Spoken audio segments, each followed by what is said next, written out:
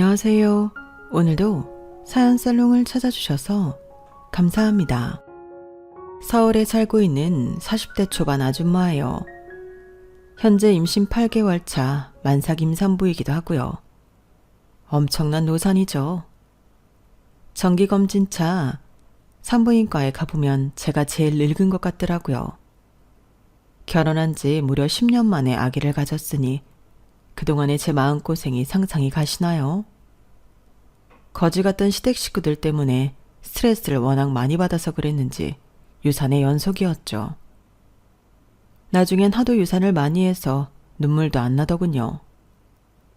그냥 남편과 딩크로 살아야지 했는데 기적적으로 자연 임신이 되어 어느덧 출산을 바라보고 있네요. 임신이 된 시점이 그 거지 같던 시댁 식구들이 어느 정도 정리가 된 후였어요. 참 신기하죠? 결혼하기 전 아주 어렸을 적부터 제 인생은 굴곡진 삶의 연속이었어요. 예전에 점을 봤을 때 41세부터 인생이 풀린다더니 딱 맞네요. 이제는 지난 41년간 겪었던 고난들이 다시는 되풀이되지 않기만을 바랄 뿐이에요. 제 뱃속에 딱 붙어서 무럭무럭 자라고 있는 우리 복덩이 낳아서 잘 키워보려고 해요. 아이 출산 전 저의 최애 채널인 서연살롱에서 한풀이 좀 해보려고 합니다. 여러분께서 한번 들어보시고 이게 한 사람의 인생으로서 말이 되는 얘긴가 한번 판단해 주세요. 100세 시대에 아직 절반도 못 미친 채가 다 겪었던 일이랍니다. 저희 엄마 아빠는 미신 공장에서 만나셨대요. 몇 년을 일하다 보니 완전히 미싱의 달인이었죠. 하지만 옛날엔 최저시급 개념도 없었으니 월급은 짜디 짰고 안 그래도 흙수저인 우리 부모님은 가난의 늪을 벗어나기 힘들었어요. 두 분은 결혼식 할 돈도 없어 그냥 혼인신고하고 미신 공장 앞 국수집에서 국수 한 그릇씩 먹고 실반지 나눠 끼고 결혼 생활을 시작하셨다네요. 엄마 아빠 사이는 참 좋으셨어요. 하지만 불행하게도 제가 기억하는 엄마의 모습은 늘 아픈 모습이었죠. 유방암으로 제가 8살 때 돌아가셨거든요.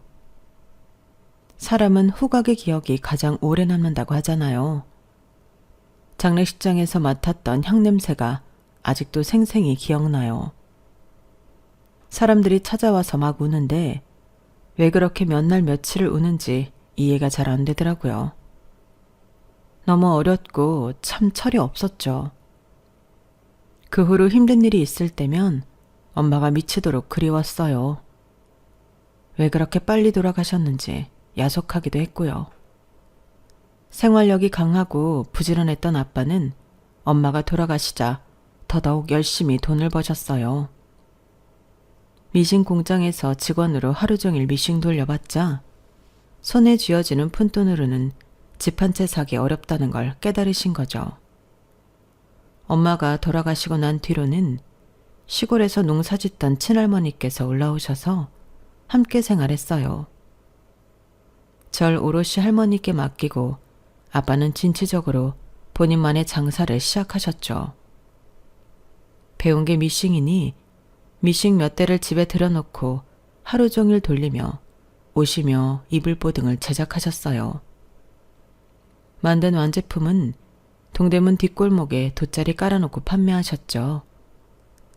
옛날엔 시장에 골라 잡아 하던 아저씨들 많았잖아요. 아빠도 그중 한 분이셨죠. 점점 커갈수록 저도 미싱과 노점 장사의 달인이 되어버렸어요. 매일 보고 자란 게 다 그런 거였으니까요. 그날도 아빠를 따라 나가 한쪽 다리를 쿵쿵하며 열심히 옷과 이불보를 팔았죠. 자, 골라 잡아. 한 장에 1,000원만 받아요.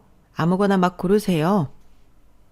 그러다가 저쪽에서 초등학교 같은 반 남학생이 엄마와 손을 잡고 오는 게 보이더군요.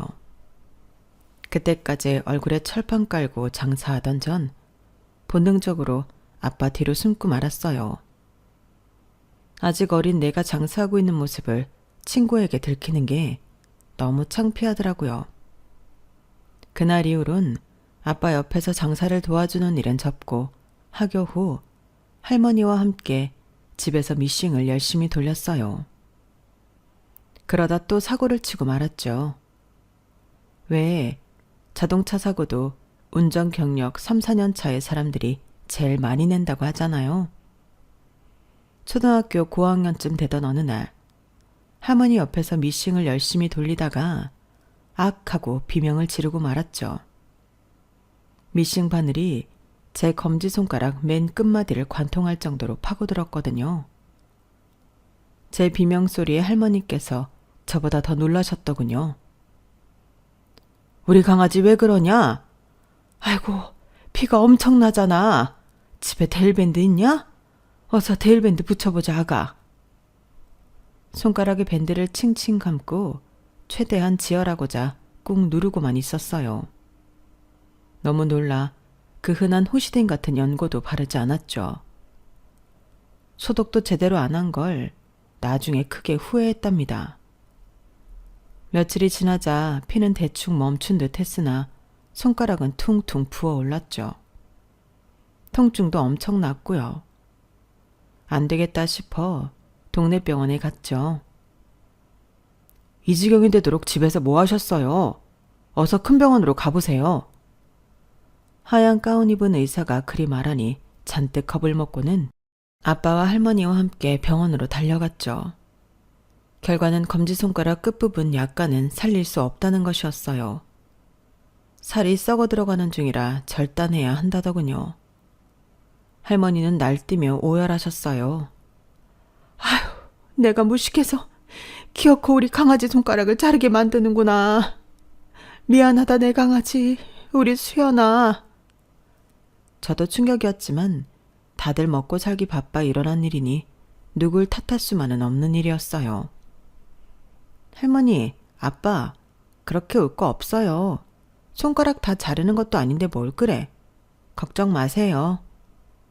한창 사춘기의 나이였지만 지금 생각해도 제 자신이 참 의연했네요. 노트북 타자치는 제 짧은 손가락을 지금 봐도 여전히 마음이 아려와요. 돈이 뭔지 참 씁쓸합니다. 할머니께는 그 사실이 엄청난 충격이셨나 봐요. 그날 이후로 할머니께서 뭔가 멍해 계시는 일이 잦아졌어요. 자꾸 한 질문을 또 하고 또 하는 일도 많았고요. 연세가 많으시니 건망증이 좀 심해졌나 보다 정도로만 생각하고 넘어갔죠. 하지만 그날은 좀 달랐어요. 저녁을 먹고 난 후에 할머니가 또 그러시더군요. 강아지야, 할매 밥 안 주냐? 아유, 뭔 똥내가 이리도 심하게 나냐? 밖에 외양간에서 나는 냄샌가? 소 여물이라도 주러 나가야겠다. 할머니, 방금 할머니가 손수 차려서 우리 저녁 다 먹었잖아요. 맛있게 지짐해 주신 거 기억 안 나요? 그리고 우리가 서울 사는데 뭔 외양간이 있어요. 외양간은 할머니 살던 시골에나 있었죠.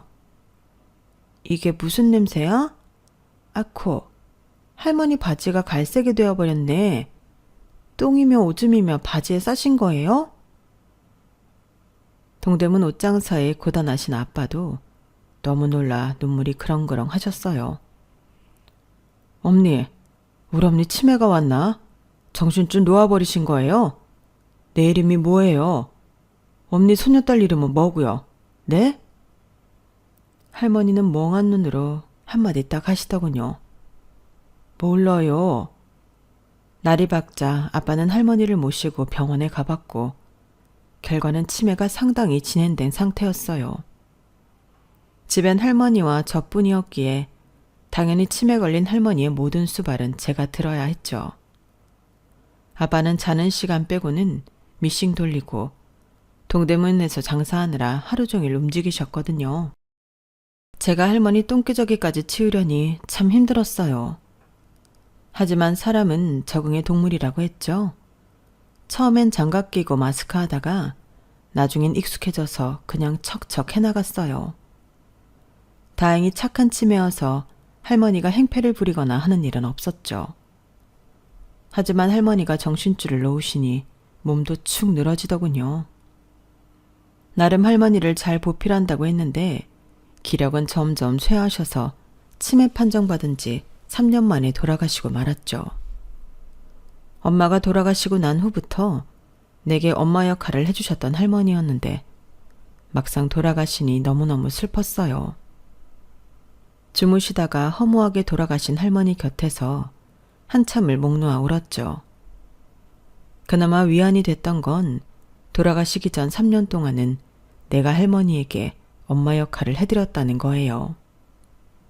미운 정 고운 정 다 들어서 그런지 아직도 엄마보단 할머니가 더 보고 싶답니다. 할머니께서 돌아가신 후 아빠는 좀 더 크게 사업을 벌이고 싶다며 남미로 이민을 제안하셨어요. 남미? 남미가 어디야, 아빠? 이민이면 아예 국적을 바꾸는 거야? 가서 영원히 안 돌아오는 거야? 남미가 어딘지도 이민이 정확히 뭔지도 모르는 저를 이끌고 척척 이민을 진행해 가셨어요. 아빠의 부지런함과 추진력 덕분에 이민은 일사천리로 진행되었죠. 나중에 들어보니 그동안 아빠가 동대문 옷장사로 꽤 많은 돈을 모아놓았더군요. 수연아, 아빠랑 같이 동대문에서 옷장사하던 동료 아저씨가 있는데 남미로 가서 사업을 크게 벌여서 돈을 아주 쓸어담고 있단다. 우리가 모아놓은 돈으로 그곳에 가면 좋은 집, 좋은 차도 사고 작은 공장도 하나 운영할 수 있대. 넌 국제학교 다니며 영어도 배우고 그 나라 말도 배울 수 있다니 좋은 기회지. 안 그래? 그렇게 아빠와 저는 전 재산을 들고 남미로 향했죠. 여기보다 훨씬 잘 살 수 있다는 부푼 꿈을 안고 말이죠. 그런데 현지 공항에 도착해 사업한다던 아빠 동료에게 전화를 했지만 연락이 되지 않았어요. 미리 받아놓은 주소지로 가봤지만 아뿔싸 개미 새끼 한 마리 없던 허허벌판이었죠. 당황한 아빠는 울부짖으며 소리쳤어요. 내 전 재산을 미리 그 새끼한테 맡겨놨는데 대체 어떻게 된 거지? 내 돈, 내 피 같은 돈, 아이고야. 저희 아빠 돈으로 미리 남미에 세팅을 다 해놓겠다던 아저씨는 연락두절에 온데간데 사라지고 말았죠. 사기당한 거였어요. 내 손가락 끝을 잘려가면서 치매 걸린 할머니 돌보며 고사리 같은 손으로 미싱 돌린 노력도 하루 취침 4시간 해가며 하루 종일 뛰어다니던 아빠의 노력도 다 물거품이 돼버린 거죠. 아빠와 저는 하루아침에 전 재산을 잃어버렸죠. 그것도 낯선 타국 땅에서 말이죠. 저희는 한국으로 돌아갈 비행기 티켓 살 돈도 없었어요. 그날부로 남미의 노숙자 신세가 되었죠. 그래도 생활력 강한 아빠는 접시 닦기 일을 구했고 월급을 적게 받는 대신 2평짜리 창고방에서 저와 함께 지낼 수 있었어요. 전 국제학교는커녕 학교도 제대로 못 가고 아빠와 함께 알바를 해야 했죠. 그러기를 3년, 고등학생 나이가 되자 겨우 학교를 다닐 수 있었어요. 영어든 남미어든 다시금 책상에 앉아 책을 접할 수 있다는 것만으로도 너무 행복했던 저는 진짜 닥치는 대로 열심히 습득했죠. 하지만 대학까지 다닐 형편이 안 됐기에 20살이 되자 전 한국행을 택했어요. 그땐 비행기 값은 있었거든요. 아빠는 남미에서 끝장을 보시겠다며 계속 계셨어요. 저 홀로 한국으로 날아와 바로 취업 준비를 했죠. 취업하기에 좋다는 세무 회계 관련 자격증도 좀 따놓고 컴퓨터 자격증도 땄어요. 조그마한 무역회사에 취업이 되었고 쥐꼬리만한 월급이었지만 행복하게 회사 생활을 했어요. 남미에 계신 아빠는 그곳에서 원하던 의류 사업을 조그맣게 시작하게 되었고 다행히 매우 잘 되고 계시다고 하더군요. 아빠가 슈퍼맨이자 불사조라는 생각이 들었어요. 그렇게 몇 년이 지났을까 세상은 제게 평화로운 시간을 길게 주진 않더군요. 남미로부터 청천벽력 같은 소식을 듣게 되었어요. 따르릉 전화소리에 아빠의 전화를 받았죠. 수연아, 어서 당장 이곳으로 비행기 타고 와. 나 좀 살려다오. 여기 갱들한테 잡혔는데 전 재산을 내놓지 않으면 날 죽여버리겠대. 계좌 불러줄 테니 아빠 재산 다 정리해서 여기로 넣어. 빨리. 다급해진 저는 그날부로 남미 아빠 집으로 날아갔죠. 비밀번호까지 다 알고 있었으니 모든 재산을 정리해 계좌로 보냈어요. 아빠 집에서 초조하게 기다리고 있는데 아빠가 초죽음이 되어 경찰차를 타고 집에 오시더군요. 아빠, 어떻게 된 거예요? 대체 이 꼴이 다 뭐예요? 살아계셔서 다행이에요. 고맙다, 수연아. 그놈들이 돈을 확인하고 날 꽁꽁 묶은 채로 늪에 던져버리더구냐.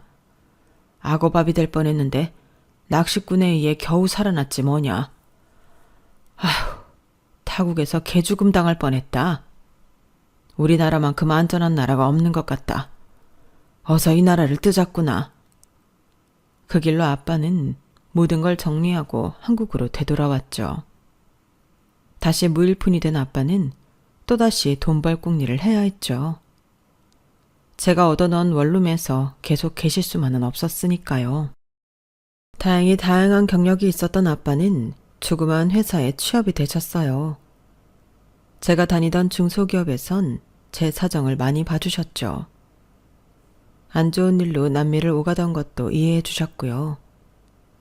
특히 같이 일하던 동료들이 참 좋아서 힘을 많이 얻을 수 있었죠. 그중 제 옆자리 대리님은 마치 자기 일처럼 걱정을 많이 해주더군요. 아버님이 갱들한테 어떻게 됐을까봐 진짜 걱정 많이 했어요. 남자인 나도 무서웠는데 수연 씨는 얼마나 두려웠겠어요. 어린 나이에 참 장하네요. 일처리도 항상 똑부러지고. 수연 씨는 재치 장점이 뭐예요? 신경 써주시고 항상 좋게 봐주셔서 감사합니다, 대리님. 제가 한동안 자리 비워서 제 일까지 처리해 주시느라 바쁘셨죠? 제가 밥 한번 살게요. 그렇게 옆자리 대리님과 친해졌어요. 그렇다고 딱히 사귀는 건 아니었는데 조그만 회사다 보니 핑크빛 소문이 순식간에 쫙 퍼지더군요. 수연 씨, 옆자리 배민철 대리랑 사귄다며? 배 대리 동생도 이사고 부모님이 시골 출신이긴 해도 원룸 건물도 하나 운영하신대. 원룸에서 월세 1,000만 원 이상 나온다니 먹고 살 걱정은 없는 집안이지 뭐. 이참에 결혼까지 잘해봐. 과장님의 갑작스런 말씀에 깜짝 놀랐죠. 저 배대리님하고 사귀는 사이 아니에요. 왜 그렇게 소문이 난 거지? 가족 같은 회사 직원들은 우릴 보고 얼레리 꼴레리 하고 지나가더군요. 참으로 아이러니하게도 그 소문 이후 저와 배대리는 더욱 가까워졌죠. 이왕 이렇게 소문난 김에 사귀어 버립시다. 수연씨, 이제 나한테 대리님이라 부르지 말고 그냥 오빠라고 해요. 방역있지만 뭔가 어색한 그의 멘트에 웃음이 났어요. 싫지 않았죠. 아니, 오히려 먼저 사귀자고 해주니 좋더군요. 그동안 우리 둘은 주구장창 썸만 타왔으니까요. 그래요, 대리님. 아니, 오빠. 이 정도 썸 탔으면 사귈 때도 되었죠. 데이트하며 우린 둘 다 먹는 거에 진심이었어요. 안 먹었으면 안 먹었지. 맛없는 건 먹기 싫었죠. 유명한 맛집이라고 다 맛있는 건 아니었지만 1시간씩 줄 서서 먹기도 했죠. 그 외의 건 다 아꼈어요. 부모님이 나름 건물주고 동생도 의사라고 하지만 어쩐지 그는 집안 얘긴 잘 안 하더군요. 의시되는 것도 전혀 없었고 무엇보다 우리 둘 다 아주 박봉인 중소기업 월급쟁이들이었기에 알뜰해야 살아남을 수 있었죠. 사귄 지 한 3년쯤 지났을까? 이미 30대에 접어든 그는 결혼에 대한 자신의 생각을 털어놓더군요. 우리 부모님은 어려서부터 공부 잘해서 의대가 내 동생만 예뻐하셨어. 그래서 아마 내가 결혼한데도 땡전 한 푼 안 보태주실 거야. 우리 집의 거의 모든 재산은 의사인 내 동생한테 들어가고 있으니. 그래서 좀 더 돈을 모으고 결혼하고 싶은데 자기 기다려줄 수 있어? 그럼 당연하지. 난 뭐 돈 많이 모았나? 요즘 서울 집값이 얼만데. 최대한 모으고 천천히 결혼해야지. 게다가 난 아직 20대 중반이야. 좀 더 늦게 해도 돼. 그 부분은 걱정하지 말아요. 그렇게 우린 연애를 더 오래도록 하기로 했죠. 어느덧 제 나이 30이 되고 결혼을 기다린다고는 했지만 슬슬 똥줄이 타더군요. 남친도 결혼 정년기가 되었고 무엇보다 본인 동생도 같은 직업인 여의사와 결혼하여 잘 살고 있다고 했거든요. 내심 부러운 눈치더군요. 이만큼 벌었으면 됐지. 우리가 뭐 강남에 집 사서 결혼할 거야? 이제 결혼식 올리자고. 내 나이가 앞자리 3으로 바뀌니 뭔가 초조하고 불안해서 안 되겠어. 요즘 대출 안 받고 신혼 시작하는 사람이 어딨어? 다 영끌해서 사는 거지. 인생 뭐 있어? 제가 박력 있게 나가니 그 사람도 웃으며 오케이 하더군요. 양가 부모님께 얼른 결혼하겠다며 알렸죠. 저희 아빠는 깜짝 놀라셨어요. 수연아, 그렇게 오래 사귄 남자친구가 있었단 말이야? 왜 아빠한테 얘기 안 했어? 데이트하는데 방해라도 할까봐? 자식, 아빠가 일반 회사 다니는 게 아니라 그동안 탐정사무소 다니고 있었어. 왜 사람들이 흔히 말하는 흥신소 말이야. 한번 시작하면 끝장 보는 내 성격 덕에 손님이 원하는 뒷조사를 확실히 해주니 일이 겁나게 들어오고 있다. 그래서 말인데 아빠가 미래 사윗감 뒷조사 좀 확실히 해줄까? 아빠, 내가 지난 7년간 사귄 사람이라 신분 보증은 확실해요. 성격도 진국이에요. 직접 만나보시고 한번 확인해 보세요. 뒷조사 하실 필요도 없고요. 아빠가 흥신소 일을 하신다니 좀 신기하기도 했어요. 어쨌든 적성에 맞는 일을 찾아 잘하고 계신다니 다행이었죠. 저희 아빠와 남자친구와의 만남은 성공적이었어요. 매우 화기애애한 분위기로 마무리되었죠. 그런데 어찌된 일인지 제가 예비 시부모님을 찾아뵙겠다며 약속 정리하는 말엔 간감 무소식이더군요. 왜 아직 일정을 안 잡고 있는 거야? 부모님이 그렇게 바쁘시대? 아님 날 만나기 싫어하시는 거야? 아니, 싫어한다기보단 그냥 상견례를 바로 하고 식치를 해. 예전에 말했잖아. 우리 부모님은 큰아들인 나한텐 별로 관심 없으셔. 그저 산부인과 의사인 작은아들한테만 지극정성이시지. 그놈의 공부가 뭔지 성적이 뭔지 참. 나도 어릴 때 공부 좀 열심히 할 걸 그랬어. 그렇게 상견례 정도만 간단히 하기로 했죠. 약속 당일 엄청 떨리더군요. 갑자기 내 모든 게 자신 없어졌어요. 엄마가 없는 것도, 우리 집이 그리 잘 살지 못하는 것도, 미싱 돌리다 파상풍 걸려 손가락 약간 잘린 것도 모든 게 장애물처럼 느껴지더군요. 하지만 사돈 만날 생각에 기대 중인 아빠와 함께하는 자리기에 제가 자신감 있는 척이라도 해야 했죠. 성격 좋은 우리 아빠는 예비 시부모를 만나자마자 거의 100도 넘게 넙죽 인사를 먼저 하시더군요.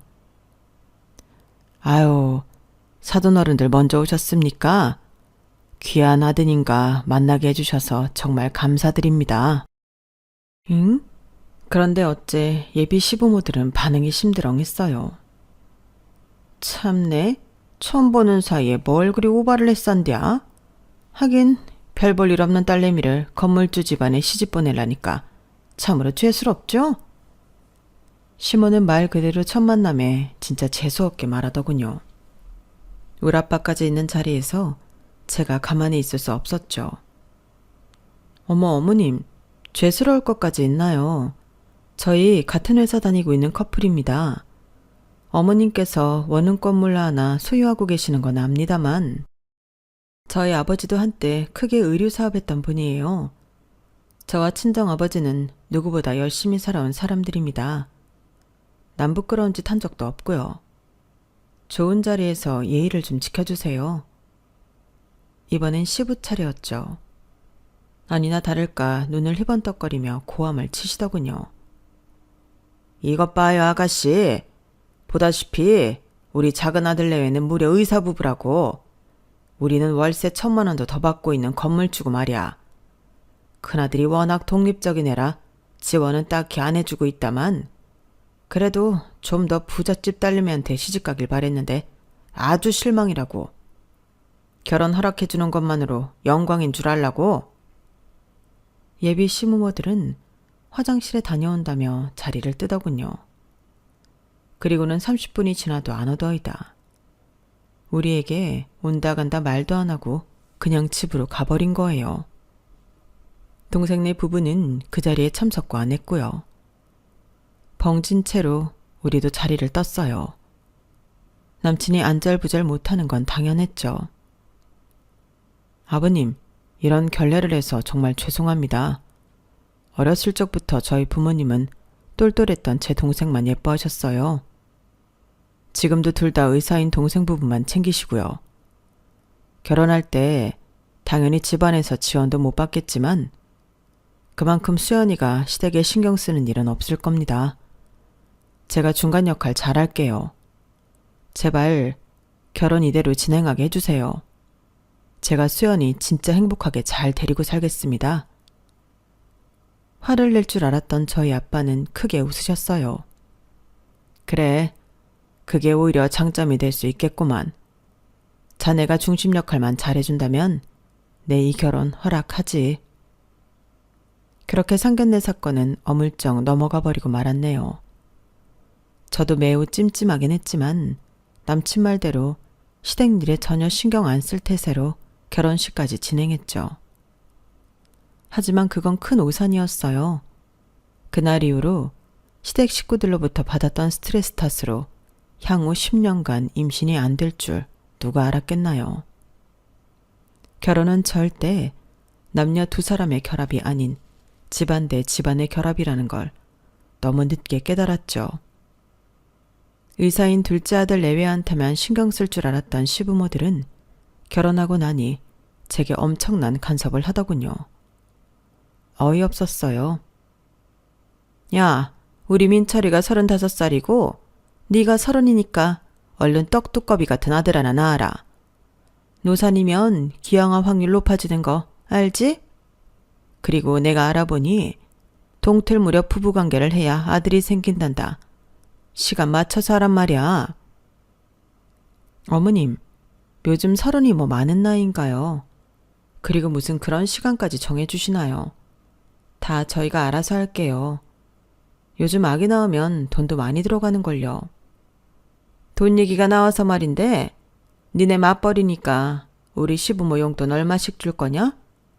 한 100만 원씩 바쳐라. 네?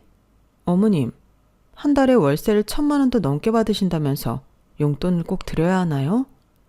저희 전셋집 대출 갚는 것도 빠듯해서요. 죄송해요. 야, 내가 민철이 저거 공부도 못하는 아들놈 키우느라 얼마나 고생했는 줄 알아? 그렇게 힘들게 키운 아들 네가 뺏어갔으면 대가를 내놔야 할 거 아니냐? 어머님, 제가 무슨 남편을 뺏어와요. 그리고 동선에는 둘 다 의사라서 돈도 많이 벌 텐데 용돈 안 드리고 오히려 생활비 타서 쓴다면서요. 치사해서 말 안 하려 했는데 왜 저희는 지원 하나도 안 해주시는 거예요? 너무 차별하시는 거 아닌가요? 동네에서는 다 소문났던데요. 동산에는 이미 학군지에 아파트도 한 채 마련해 주셨다면서요. 니네랑 우리 막내 아들네랑 같냐? 우리 막내가 의사 되려고 얼마나 고생을 했는 줄 알기나 해. 그 노력을 가상하게 여겨 지금껏 경제적으로 지원해 주는 거다. 잔말 말고 니네는 매달 1일에 100만 원씩 계좌로 쏴라. 아니요, 죄송하지만 저희 못 드려요. 나중에 제출 다 갚으면 그때 다시 생각해 볼게요. 아니, 이 처녀는 맨날 철에 핏대 세우며 내 말을 거역해? 날 시애미로 생각이나 하냐? 동네 아줌마한테도 그렇게 안 하겠다. 아, 재수없기로서는. 이렇게 무리한 요구를 하는 시부모와 계속 트러블이 생기는 와중에 설상가상으로 동선에까지 저희를 무시하며 스트레스를 만땅으로 주더군요. 형님, 저희 의사들은 일요일 딱 하루 쉬는 거 아시죠? 이번 명절에도 진료 볼 생각이니 형님이 가서 음식장만 다 하셔야겠는데요. 어머님도 그리하라 하셨어요. 뭐? 나보고 다 하라고? 아니, 명절 음식장만은 같이 해야지. 왜 나한테 다 떠넘기는 거야? 한두 번 그래야지. 왜 매번 나만 가서 죽도록 일해야 하냐고. 난 뭐 맞벌이 안 해? 의사도 명절에 쉬는 거 다 아니까 이번엔 꼭 같이 장만하자고. 터진 입이라고 동서는 혼잣말 하듯이 전화기 너머로 아무 말 대잔치를 벌이더군요. 아, 머리가 돌대가리인가? 하긴 고졸밖에 안 됐으니 한국말도 제대로 이해 못하는 수준이라니. 중소기업 다니는 주제에 감히 의사 일이 어쩌고 저쩌고. 수준 차이 짜증나. 뭐? 지금 뭐라고 했어, 동서? 수준 차이가 어쩌고 저째? 아니, 뭐 네가 귀족 출신이야, 뭐야? 고작 직업 가지고 손익 형님을 이렇게 무시해도 되는 거야, 뭐야? 동서가 나보다 이 집안에 먼저 시집 왔으니 존중해주려 했는데 이거 안 되겠네. 다음에 한번 만나. 아주 서열 단판을 짓자고. 아, 뭐 패싸움이라도 하자는 거예요? 아, 저질 클라스 하고는. 나 지금 진료 보느라 바빠요. 전화 끊어요. 시댁 식구들은 돌아가며 제게 엄청난 스트레스를 줬어요. 머리가 항상 지끈지끈 두통약을 달고 살 정도였으니 말 다 했죠. 오려던 아기 천사도 도망갈 상황이었어요. 임신이 계속 안 되는 건 어찌 보면 당연한 일이었죠. 그런 일이 있을 때마다 그나마 남편이 시댁 쪽으로 한바탕 퍼부어줘서 고마웠어요. 내 동생 내외가 자기한테 또 그랬단 말이야? 내가 전화해서 지랄할 테니 다신 전화 자체를 받지 말아버려. 어차피 나중에 부모님 돌아가시면 동생 부부와는 왕래도 없을 거야. 그냥 무시해. 대신 내가 사과할게. 자기 스트레스 받게 해서 미안해. 남편과는 사이가 좋았으니 그걸로 위안 삼고 그냥저냥 살았어요. 어렸을 땐 결혼 생활에 대한 환상도 있었지만 막상 해보니 현실 그 자체였죠. 세상에 백마탄 왕자님은 없는 것 같았어요. 그저 무난한 내 남편이 최고다라는 마음으로 살았죠. 그러던 어느 날 시부의 건강이 급속도로 안 좋아져서 시댁에 큰 이슈가 생겼어요. 맨날 술을 짝으로 처먹고 운동 한 번 안 하며 안방에서 줄담배를 피던 시부가 심한 간경화로 다 죽게 생긴 거였죠. 병원에서 간이식을 하지 않으면 몇 개월 만에 죽는다고 했다더군요. 평소에 잘하지 않던 시댁 가족회의가 열렸어요. 맨날 고고한 척 참석도 잘 안 하던 동선의 부부도 아이를 데리고 왔더군요. 시한부 판정을 받고 얼굴이 꺼멓게 변해버린 시부가 절실한 마음으로 토로했어요. 얘들아, 니들 엄마를 포함해서 모두가 간 검사 한번 받아줘라. 맞는 간 있으면 니 애비를 위해 간이식 좀 해줘. 그거 안 하면 내가 몇 개월 내에 저 세상 간다더라. 부탁한다. 우리 부부, 특히 저한테는 맨날 쌍욕과 막말만 하던 시부라 뭐 예쁠 게 있겠나요. 하지만 자기 아버지가 죽어간다니 항상 제 편이던 남편도 제게 부탁하더군요. 자기야, 우리 아빠를 위해서 일단 간 검사라도 한번 받아보자. 적합한지 여부만 살펴보게. 어? 정말 미안하지만 부탁해. 거의 통사정을 하는 남편이 안쓰러워서 오케이 했죠. 하지만 결과는 저와 남편 모두 시부에게 간이식하기엔 적합하지 않다더군요. 차라리 잘 됐다 싶었죠. 시댁가족 모두 검사해본 결과 두둥, 시부가 그토록 아끼던 막내 아들의 간이 적합하다는 판정이 나왔어요. 온실 속에 화초로 자라나 겁 많고 소심한 시동생은 얼굴이 벌써 허옇게 질렸더군요.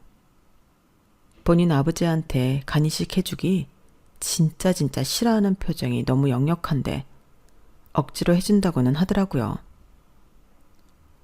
알겠어요, 아버지. 뭐 어쩌겠어요. 제가 간이식 해드릴게요. 스케줄 잡죠 뭐. 고맙다, 민수야. 내가 민철이보다 민수 너를 애지중지 키운 보람이 있구나. 역시 우리 똑똑한 막내 아들이 최고다. 최고야. 시부는 쾌재를 불렀고 병원 측에서도 수술 준비를 모두 마치고 간 제공자인 시동생만 기다리고 있었죠. 그런데 이럴 수가. 간이식을 해준다던 시동생이 갑자기 잠적을 해버린 거였어요. 시부를 비롯해 시댁 식구들과 병원 측은 발칵 뒤집혔죠. 맨날 도도한 척하던 동서도 무척이나 당황한 표정이었어요. 아버님 죄송해요. 남편이 신경에 변화가 생겼나 봐요. 이를 어쩌지? 정말 죄송합니다. 그로부터 정확히 한 달 후 시부는 간경화가 너무 심해져서 돌아가시고 말았어요. 그때까지 시동생은 종적을 알 수 없었고 심지어 장례식에도 안 나타나더군요. 큰아들인 내 남편에겐 엄청난 차별을 해가면서 훨씬 더 공을 들여 애지중지 키운 막내 아들이 배신이었죠. 시동생은 모든 장례 절차가 끝난 뒤 나타났어요. 그동안 진료보던 산부인과는 장기 휴가를 냈대나 뭐래나. 마음이 복잡해 여행을 갔다 왔다더군요. 그게 말인지 방구인지 페류나가 따로 없었죠. 하지만 더 황당한 건 바로 시모의 태도였어요. 막내야, 우리 귀한 의사 아들 민수야. 사람이 한두 번 실수할 수도 있는 거지. 전혀 마음 쓰지 말아라. 아버지도 하늘에서 다 이해하실 거다. 우리 귀한 아들 간 내어줬다가 건강 안 좋아져서 의사 생활도 못하면 어떡하니. 엄마는 다 이해한다. 죄책감 같은 거 가질 필요 없어. 여전히 심드렁한 시동생과 동서 부부는 죄송하단 말도 없이 집에 가버렸어요. 아직 아기는 안 생겼지만 우리 애는 저렇게 키우지 말아야지 란 생각이 들더군요. 동선의 부부는 둘 다 인성이 꽝인 부부라 그런지 7살 난 아들도 버릇을 밥만 말아 먹었더군요. 큰엄마인 저에게 반말짓거리는 건 다반사고 영어 유치원 좀 다녔다고 영어로 말하더군요. 남미에서 살다 와서 3개 국어를 할 줄 알던 전 고가웠어요. 하루는 동선애가 시모 돈으로 더 큰 아파트로 이사 갔다며 자랑하려고 우릴 집들이에 부르더군요. 딱히 가기도 싫었지만 좋은 동네 집 구경이나 한번 하러 갔죠. 동선의 집에 도착할 때쯤 차 안에서 친정 아빠로부터 전화 한 통을 받았어요. 수연아, 아직도 시댁 식구들이 널 그리도 괴롭히더냐? 특히 의사 노릇한다던 그 동선의 부부 말이야. 하도 괘씸해서 흥신소에서 일하는 이 아빠가 뒷조사를 좀 해봤는데 이거 참 놀랄 노자로구나. 네? 아빠, 그게 무슨 말씀이세요? 자세히 좀 말씀해 보세요. 전화기 너머로 아빠에게 들은 동선의 부부의 비밀은 가히 충격적이었어요. 그 소식을 듣고는 여전히 고고한 척 꼴값 떠는 동선의 부부를 보니 가짠터군요. 집들이 자리에서 7살 조카는 제게 또 영어로 대뜸 묻더라고요. 아줌마는 대학도 안 나왔다며? 가난해서 그런 거야? 고등학교만 졸업했으면 멍청하겠네? 영어로 들은 그 질문이 너무 황당해서 머뭇거리고만 있었어요. 대체 어디서부터 어떻게 대답해야 할지 모르겠더군요. 그 후 동서의 반응이 저를 더욱 빡치게 했어요. 영어로 대답하면 1,000만 원 줄게요. 저는 가소롭다는 듯이 비웃으며 영어로 쭉 제 소개와 친정 아빠로부터 방금 들은 얘기를 해주었죠. 나 남미에서 몇 년 살다 와서 영어 포함 3개국어 할 줄 아는 여자야. 우리 아빠가 사설 탐정인데 방금 전화로 들은 얘기 좀 해줄까나? 니네 서방이 산부인과 의사라고 알고 있지? 그거 다 개뻥이더라? 지금껏 너한테 월급 갖다 준 적 없지? 돈 갖다 줬어도 다 시모한테 타낸 돈이라고. 그냥 백수에 요즘엔 노름까지 한다더라? 산부인과에 사는 개뿔. 그리고 너네 아주 환상적인 커플이던데? 각자 애인이 있으시다고. 모텔도 자도 드나들고 말이야. 쇼윈도 부분 앞셨네. 그냥 쿨하게 이혼하셔. 저런 백수 빈털터리 마마보이랑 계속 살 거니? 네 인생이 불쌍하다야. 동서는 얼굴이 허옇게 질려서 뒤로 쿵 하고 쓰러지더군요. 다행히 뒤에 소파가 있어서 다치진 않았죠. 무슨 일이야? 시모와 우리 남편 시동생이 이쪽으로 달려왔어요. 전 똑같은 얘기를 한국어로 친절하게 설명해 드렸죠. 시모도 뒤로 자빠지려 하더군요. 뭐야? 우리 막내가 의사가 아니라고? 의대 다녔잖냐 막내야. 첫째 며느리가 대체 뭐라고 씨부리는 거냐? 이거 사실 아니지. 말 좀 해봐라 얘야. 엄마 미안해요. 지금까지 다 거짓말이었어요. 엄마 기대를 저버릴 수가 없어서 계속 의사 흉내 냈던 거예요. 자빠져 있던 동서가 좀비처럼 벌떡 일어나 시동생의 멱살을 잡더군요.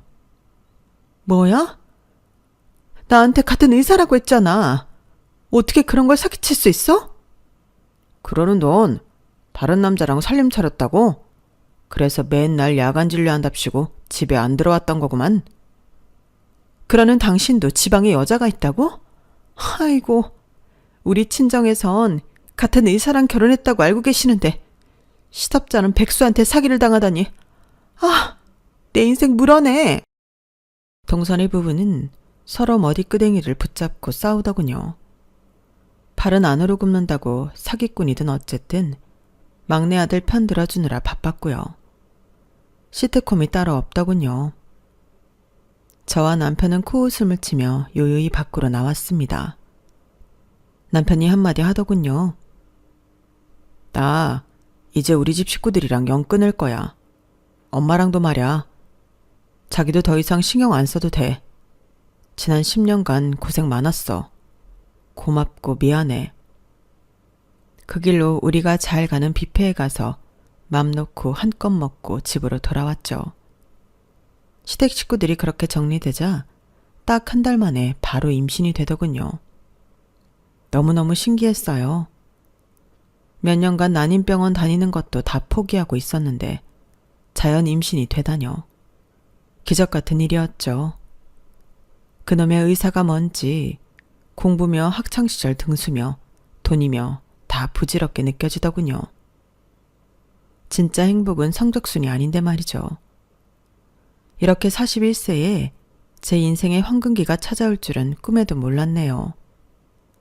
한편의 드라마 같던 격정의 세월을 다 보내고 나니 평화가 찾아오네요. 임신 8개월이 된 제 몸은 뒤뚱뒤뚱 펭귄과도 같네요. 날이 춥기 전 출산을 하게 되어 행복합니다.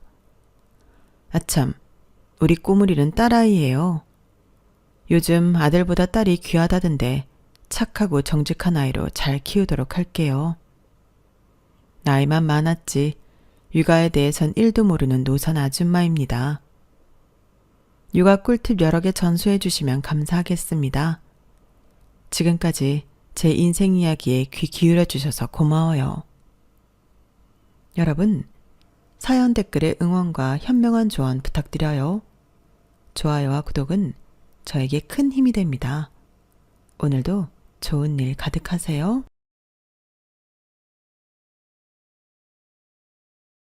안녕하세요. 오늘도 사연 살롱을 찾아주셔서 감사합니다. 저는 30대이고 2달 전에 결혼을 한 신혼이자 새댁인 여자입니다.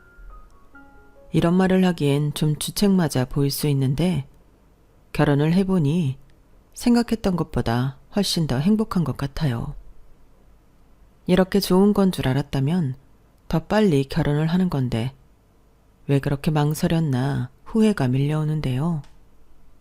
그만큼 저는 평범한 행복에 대한 갈망이 있었어요. 저는 한순간도 평범하게 살지 못했거든요.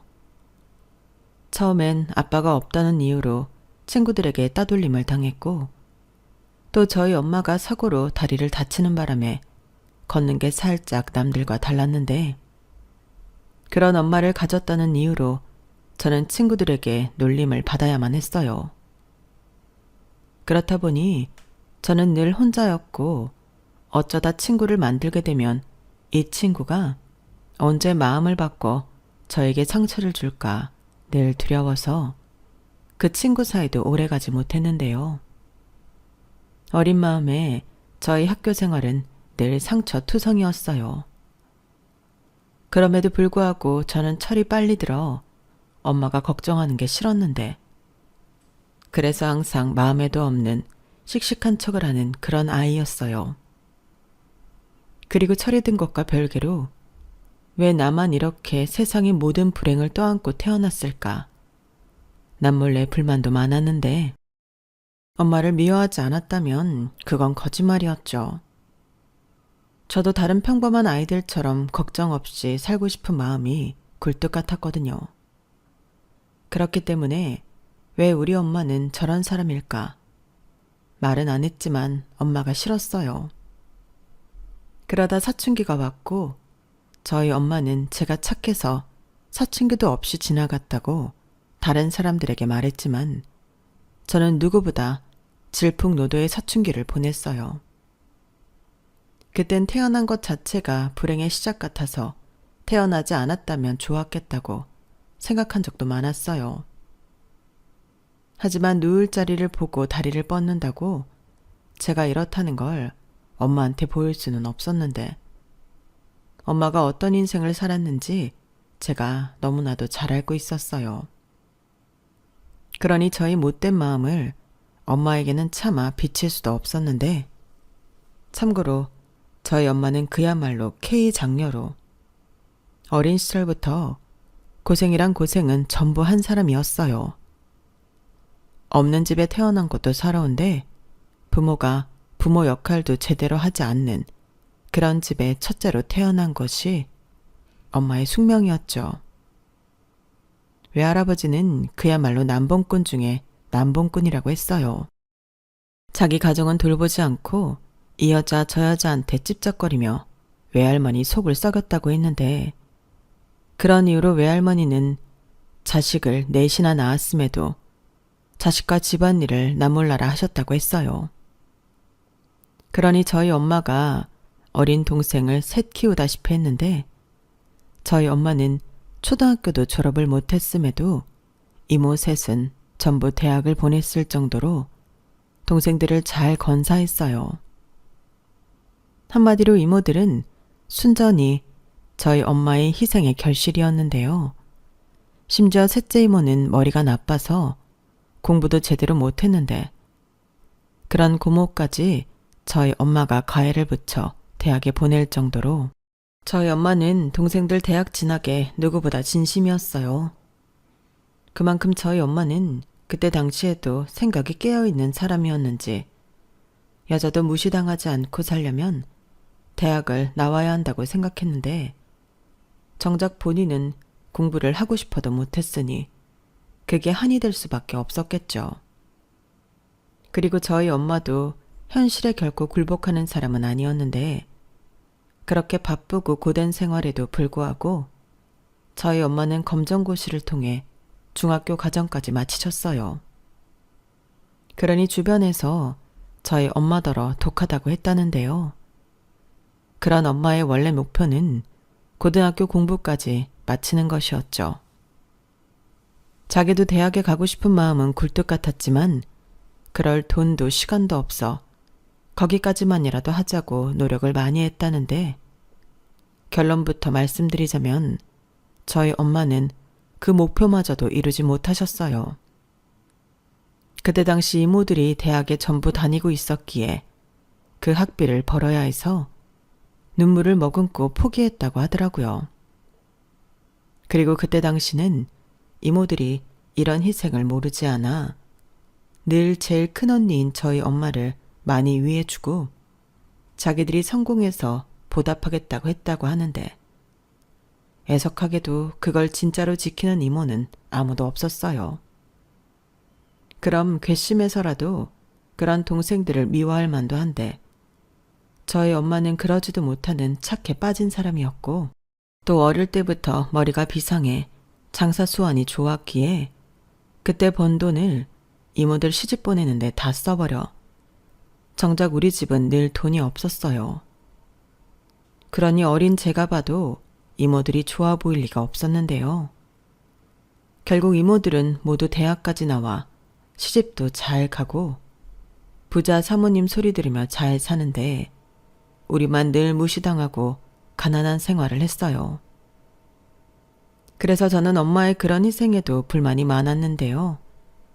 저희 엄마는 무슨 자신감인지 자기가 한 희생이 결국엔 다 돌아올 거라고 호언장담을 하셨어요. 그런데요, 세상이 그렇게 다 뿌리 내린 대로 거둘 수 있다면 얼마나 억울한 사람이 적을까요? 그리고 저희 엄마의 호언장담은 예상대로 이루어지지 않았는데 이모들은 자기들 잘 사는데 급급할 뿐 자기들을 위해 희생한 저희 엄마는 아랑곳하지 않더군요. 그럼 그제라도 정신 차리고 저희 엄마도 세상을 좀 이기적으로 살았으면 좋았을 것을. 무슨 천성인지 저희 엄마는 자기 코도 석자면서 늘 어려운 사람은 지나치지 못하는 그런 사람이었어요. 앞서 말한 대로 불편한 저희 엄마 다리도 그런 거였죠. 하지만 그거 아세요? 그렇게 남 좋은 일만 하는 사람을 가족으로 둔 사람은 속이 터진다는 걸요. 그리고 여기서 그 가족은 바로 저였는데 자기 입속을 생겨도 시원찮은데 남까지 챙기고 있으니 저는 그런 엄마가 싫을 수밖에 없었어요. 세상에서 가장 쓸모없는 게 대책 없이 착하게 사는 거라고 생각했던 저는 그래서 공부를 죽자 살자 하기로 마음먹었죠. 공부로 성공을 해서 집을 떠나 엄마처럼은 살고 싶지 않았어요. 그리고 그런 목표 때문인지 저는 공부를 제법 잘하는 애였는데 그런 저의 마음이 나빴던 것인지 제가 중학교 2학년 때 저희 엄마가 암에 걸렸다는 충격적인 이야기를 듣게 되었어요. 사람이 어찌나 미련하게 참았는지 병원에 갔을 때는 너무 늦은 말기라 했는데 그땐 어린 마음에도 눈앞이 캄캄하더라고요. 저는 기억도 나지 않는 어린 나이에 아빠를 사고로 잃었기 때문에 엄마와 둘이 살고 있었거든요. 그러니 미우나 고우나 저한테 가족은 엄마밖에 없었는데 그런 엄마가 하루아침에 위암 말기라고 하니 제가 나쁜 마음을 먹어 하늘에서 벌을 주는 것만 같았어요. 그리고 저희 엄마는 병원에 입원하고 있을 때도 자기 아픈 것보다 제 걱정을 더 많이 했는데 그때도 바보처럼 저는 엄마한테 화만 내는 한심한 딸이었죠. 엄마는 제발 남 걱정 좀 하지 말고 자기 걱정 좀 해. 이게 뭐야? 몸도 제대로 돌보지 않아서 암에 걸리고 나는 어떡하라고. 미안해. 우리 애진이 마음 아프게 해서 엄마가 정말 미안해. 됐어. 이제 와서 그런 말이 무슨 소용이야. 애진아, 엄마가 애진이 정말 많이 사랑하는 거 알지? 엄마한테 가장 소중한 사람은 우리 딸밖에 없어. 엄마가 돈 번다고 바빠서 우리 딸 제대로 챙겨주지도 못했는데 미안해. 엄마가 아파서 정말 미안해. 저는 목이 메어서 그 순간 아무 말도 하지 못했어요. 그렇잖아요. 미안하다고 하는 사람한테 더 화를 낼 수도 없고 괜찮다는 말은 하기 싫었는데 그러니 아무 말도 할 수가 없었어요. 목이 탁 막혀서 아무 소리도 나오지 않았고요. 그렇게 저와 엄마의 사이에는 잠깐의 침묵이 있었는데 그때 희미하게 엄마가 흐느껴 우는 소리가 들리더군요. 분명 제가 듣지 못하게 하려고 최대한 핸드폰이랑 떨어져 울고 있는 것 같았는데 하도 조용해서 저는 그 소리를 전부 듣고 말았어요. 그리고 저도 눈물이 터지고 말았죠. 그날 이후 저는 매일매일 밤마다 울면서 기도했어요. 저희 엄마를 데려가지 마시라고. 그동안 속으로 엄마를 미워하고 나쁜 생각을 한 거 전부 잘못했고, 그 벌은 제가 받을 테니 착한 우리 엄마는 데려가지 말라고 그렇게 기도를 했는데, 매정한 하늘은 제 기도를 들어주지 않았어요.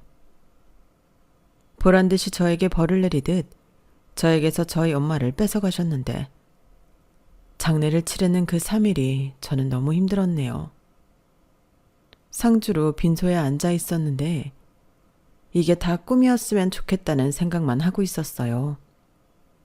그리고 차마 저희 엄마 염을 할 때는 그걸 다 볼 수 없었는데요. 기억이 나지 않지만 제가 그 자리에서 졸도를 해서 한참 뒤에 깨어난 거라고 하더라고요. 그 뒤 어찌어찌 발인까지 끝난 뒤 이모들과 저는 막내 이모 집에 모였는데, 그건 이제 저의 거처 문제를 의논해야 했기 때문이었어요. 저희 엄마가 남긴 유산은 없이 저만 남겼으니 이모들이 꽤나 골치가 아픈 얼굴이었죠. 하긴 그건 저도 이해는 할 수 있어요. 다들 시집가서 자기들 가정 꾸리고 사는데 사춘기 조카인 저를 거둔다는 게 쉬운 결정은 아니었겠죠. 하지만 따지고 보면 이모들 모두 저희 엄마 덕에 대학 나와 잘 먹고 잘 사는 건데, 나중엔 서로 저를 데려가지 않겠다고 목소리까지 높여가며 싸우는데 가관도 아니었어요. 그리고 저는 당시 아주 어린 나이도 아니었기 때문에 그게 뭘 의미하는 건지 잘 알 수 있었는데요. 어쩌면 나는 어디를 가든 찬밥 신세를 면하지 못하겠다는 것쯤은 알겠더라고요. 진짜 어른이 된 지금도 그 생각만 하면 화가 납니다. 그렇잖아요. 자기들이 누구 덕에 그렇게 잘 먹고 살고 있는 건데 은혜를 원수로 갚아도 유분수죠. 하지만 그 순간 어느 이모도 자기들이 조카한테 못할 짓을 하고 있다는 사실을 아는 사람은 없었어요. 그러다 엄마의 바로 아래 동생인 첫째 이모가 하는 수 없다며 저를 고아원에 데려다 주자는 소리를 했는데, 저는 그때 마른 하늘에서 날벼락이라도 맞은 듯 공포에 떨었어요. 찬밥을 넘어 고아원에 가게 될 줄은 상상도 하지 못했거든요. 그리고 그때였어요. 저희 이모들에게는 반갑지 않은 형제가 하나 있었는데요. 그건 바로 배다른 남매인 막내 삼촌이었죠. 막내 삼촌은 제주도 어디 구석진 곳에서 자연인처럼 산다고 얘기만 들었었어요. 그래도 저희 엄마는 자기 동생이라고 종종 저한테 삼촌 얘기를 했었거든요. 그런데 엄마의 장례가 치러지는 내내 삼촌이 보이지 않아 오지 않으려나 보다 라고 생각했는데, 막내 이모네 집으로 올 줄은 몰랐어요. 그건 이모들도 마찬가지인 듯 적지 않게 놀라는 눈치더라고요. 네가 여길 왜 와? 왜긴 쟤도 와야지. 큰언니 장례 치르는데 쟤만 빼? 뭐야? 막내 네가 불렀어? 언제 불렀는데? 아니, 너 쟤 연락처 알고 있었어? 야, 오려면 장식 때 왔어야지. 장례 다 끝나고 오는 게 어딨냐? 내가 늦게 연락했어. 뭐 좋은 얼굴이라고 3일 내내 봐. 그리고 애진이 쟤 누가 데려갈지 의논해야 하는데 생각해보니까 한 사람이 빠졌더라고. 그래서 엊그제 연락했지. 우리 집으로 오라고. 야, 이 기집애야. 아무리 그래도 그렇지 쟤한테 연락을 하냐? 쟤가 우리랑 무슨 상관인데. 그래도 막말로 여기서 솔로인 사람은 병우 쟤밖에 없어. 애진이 입장에서도 고아원에 가는 것보다는 병우한테 가는 게 낫지 않나? 그래도 큰언니는 병우 쟤 많이 챙겼잖아. 그리고 병우 쟤도 큰언니 위해서 뭔가는 해야지. 지 때문에 언니가 다리 다쳐서 평생을 장애인으로 살았는데. 야, 그 입 안 다물어? 그야 큰언니가 오지랖을 떤 거지. 그래서 뭐 그 대가로 쟤 데려다가 키우라고 하려고? 왜? 지금 우리 중에 쟤 데려갈 사람 없잖아. 작은 언니, 선자 말도 일리가 없는 건 아니야. 작은 언니가 애진이 데려갈 것도 아니잖아. 그럼 언니는 고아원에 맡기는 게 낫다는 거야? 그래, 고아원이 낫지. 쟤가 다 큰 기집애를 어떻게 키워? 난 쟤 못 믿어. 웃기고 있네. 자기도 못 키운다고 했으면서 누굴 믿고 누굴 못 믿어? 하여간 뭐가 됐든 빨리 결정해. 나는 우리 남편 눈치 보여서 절대 못 데려가고, 나는 나만 아니면 어디든 찬성할 테니까 빨리 정해.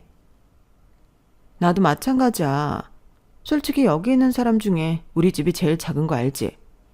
그럼 인간적으로 나는 빼줘야지.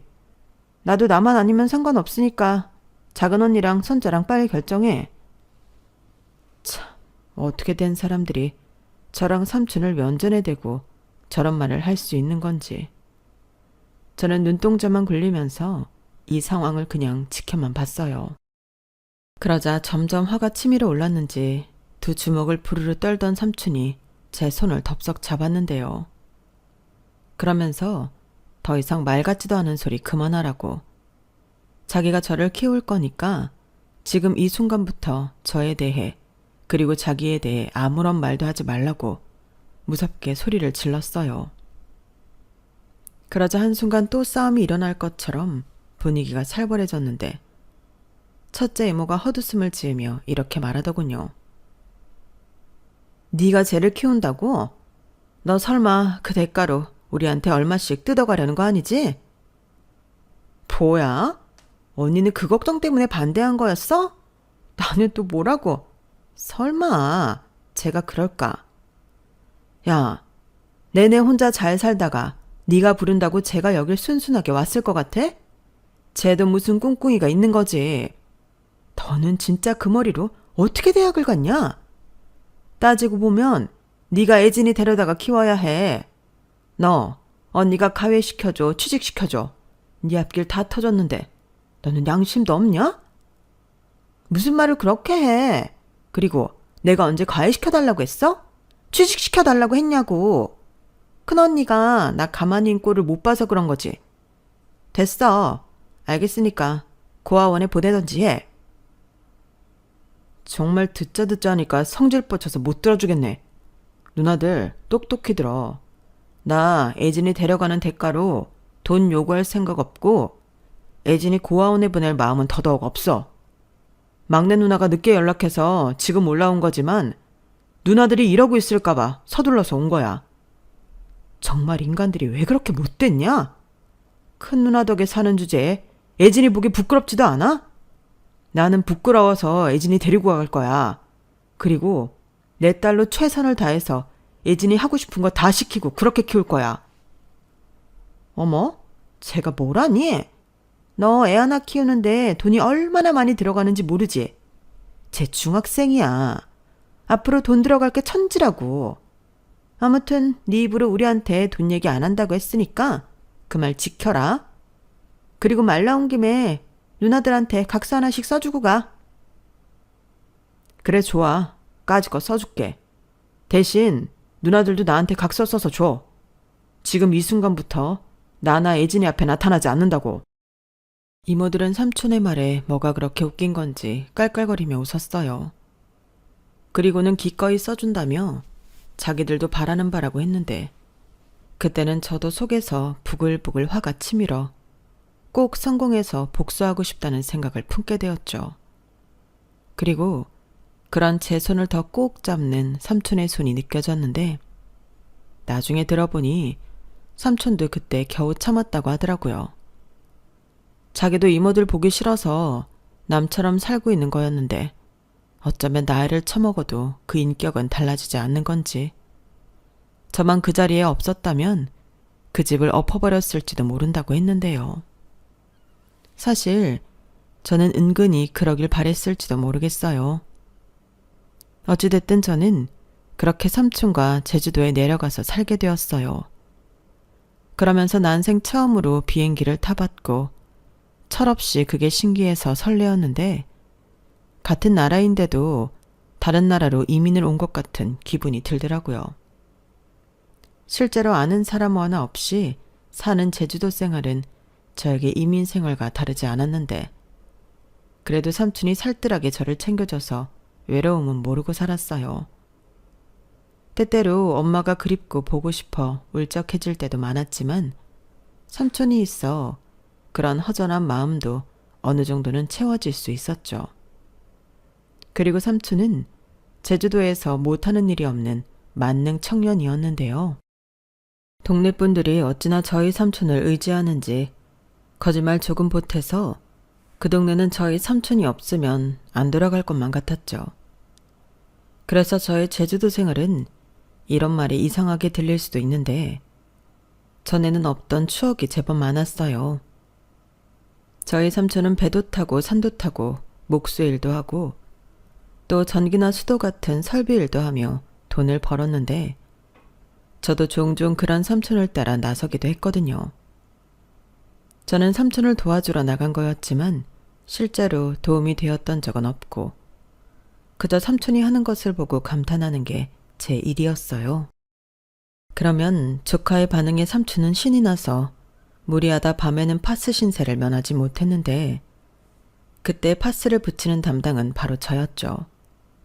나중엔 눈 감고도 붙이겠더라고요. 그런데 그런 것도 하루하루 쌓이니 추억이 되었고 또 삼촌이 비교적 작은 규모의 밭을 가지고 있었는데 그 밭일을 같이 하면서 나중엔 환상의 호흡을 자랑하는 콤비가 되었어요.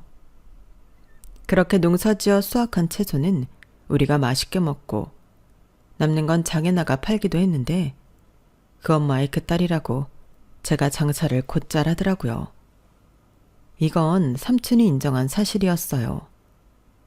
그리고 삼촌과 농사일을 하면서 이런저런 이야기도 많이 나눴는데 그때 생각났죠. 가끔 제주도에서 올라온 당근이나 무 같은 게 있었는데 그게 삼촌이 농사를 지어서 보내준 거라는 걸요. 그리고 그때 저희 엄마가 네 삼촌은 못하는 게 없어 라고 했는데 배다른 남매라고 하지만 삼촌과 엄마는 참 많은 것이 닮은 사람이었어요.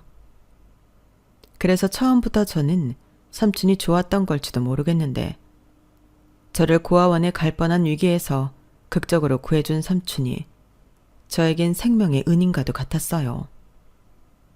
그래서 최대한 삼촌에게 짐이 되지 않겠다고 스스로 다짐했고 공부도 알아서 열심히 했는데요. 솔직히 학원은 가고 싶어도 꿈도 못 꿨어요.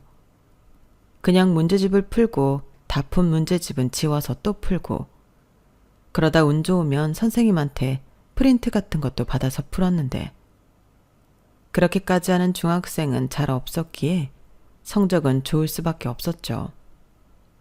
게다가 저희 사정을 어느 정도 아는 선생님들이 저를 알게 모르게 많이 챙겨주셨는데 그 덕도 많이 봤고요. 하지만 고등학교에 들어가서는 그것도 쉽지 않았는데요. 역시 학원에 가지 않으면 다른 아이들을 따라잡을 수 없더라고요. 학교에서 배우는 것 말고도 모의고사에서는 다양한 유형의 문제들이 나왔고 학원에 다닌 애들은 그런 것도 대비해서 배웠는지 술술 풀기 시작하는데 저는 열심히 공부했음에도 불구하고 성적이 나오지 않는 짜증스러운 일이 생겨났어요. 그러면서 이건 공부 전략 싸움같이 느껴졌는데 학원 선생님들은 입시 전문가들이니까 제가 어떻게 해볼 수가 없었죠.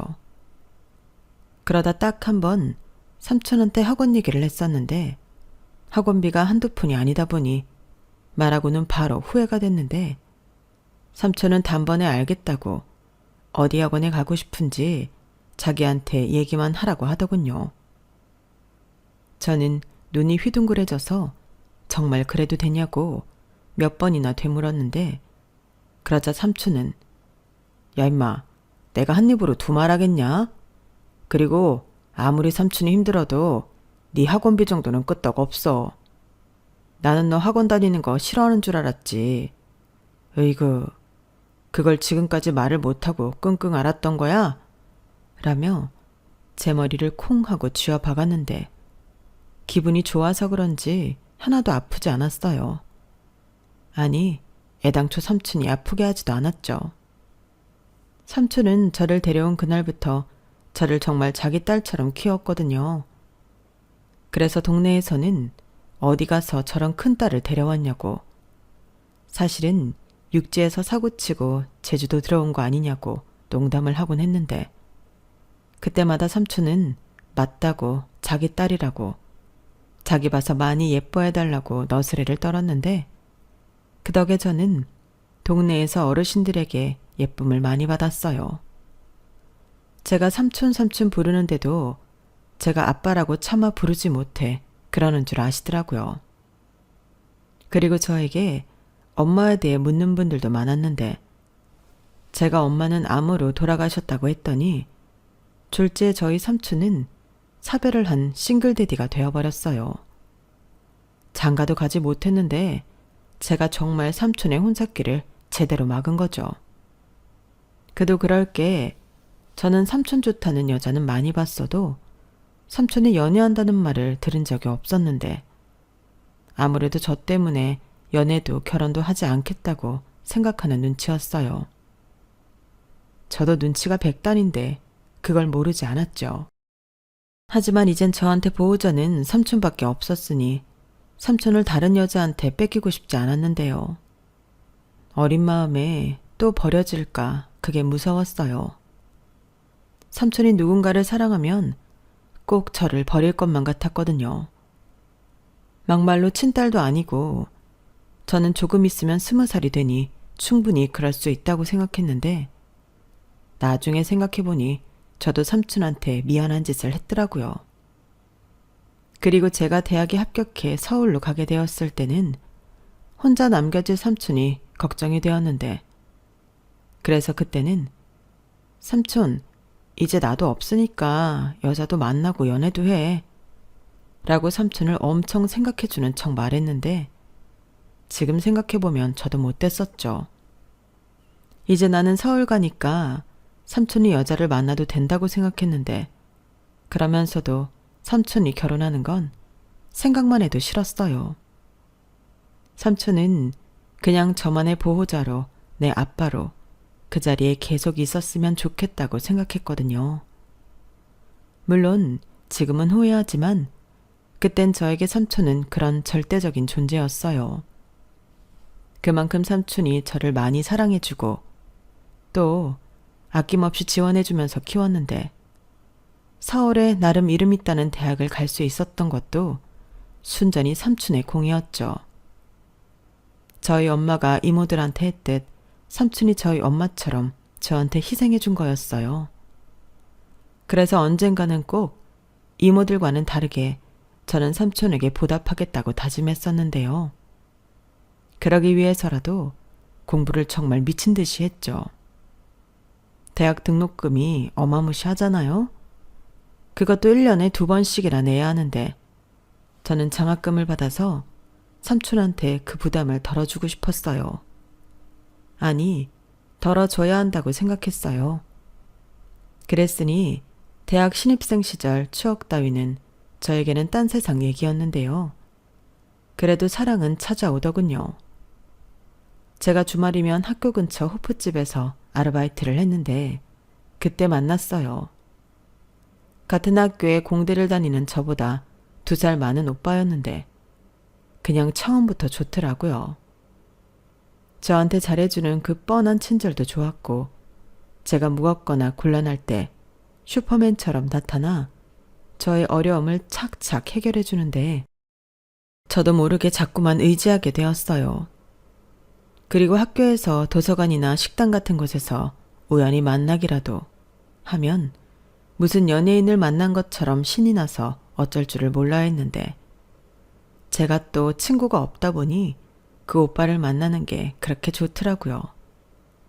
지금 생각해보면 너무 티나게 좋아한 것 같아 살짝 억울한데, 그만큼 저는 그 오빠가 좋았어요. 저랑은 정반대로 친구도 많고 말도 잘하고 잘 웃는 그 오빠를 보고 있으면 저도 모르게 제 얼굴에 미소가 걸렸는데, 하루는 그 오빠가 그러더라고요. 예진이는 웃는 게 참 예뻐. 주변에서도 그런 말 자주 듣지? 라고 하는데 저는 전혀 아니었거든요. 한가하게 코미디 프로를 본 적도 없었고 그저 웃을 때는 삼촌이랑 농담 따먹기 할 때 정도였을 것 같은데 그때는 제가 웃는 게 예쁘다고 생각한 적이 없었어요.